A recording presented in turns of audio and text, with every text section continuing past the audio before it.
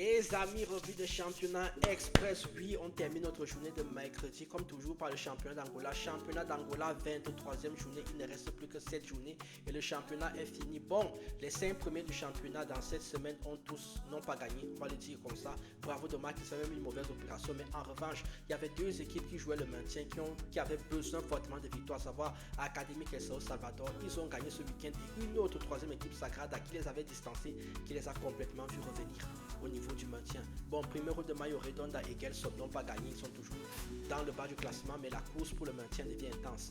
Vous likez, vous commentez, vous partagez, surtout vous suivez la suite. Allons donc voir ce qui s'est passé dans le championnat d'Angola. C'est parti. On va donc commencer par Cabo Scorp qui jouait face à Petro, l'Atlético Petroleros de Luanda. Il y a eu 0-0 dans ce match. Primero de Agosto a fait un partout avec Villette. Sao Salvador a battu 2-1. Bravo de Marquis. Victoire très importante pour Sao Salvador. Deuxième victoire de suite. Si on prend les 3 derniers matchs, ils sont à 2 victoires et 1 match nul. C'est incroyable. Ils prennent énormément de points actuellement et c'est bon pour la confiance et pour le maintien. Interclub et Deportivo Huila ont fait 0-0. Redonda et Gelson ont fait 0-0.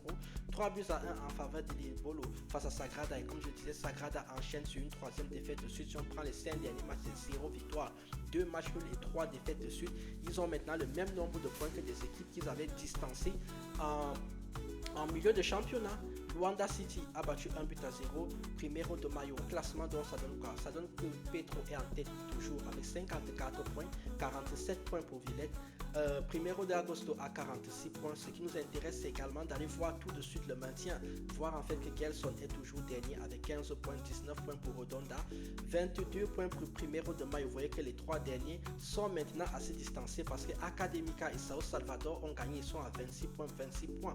Sagrada est maintenant aussi à 26 points à cause d'un très mauvais mois d'avril. Vous voyez, quand vous faites autant de défaites, autant de contre-performances, ce n'est pas bon. Vous laissez revenir les autres sur vous. Ça peut basculer très rapidement.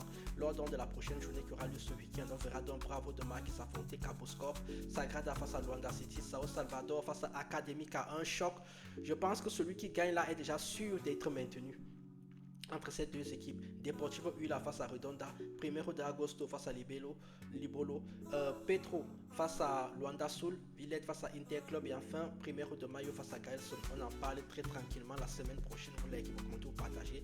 Allez prendre vos maillots sur la boutique Dynamic Shot pour soutenir la chaîne comme toujours. Je vous laisse avec le programme. À part moi, les Angolais qui parlent même de votre championnat, hein, qui sait même où est l'Angola. Moi je vous dis tchuss.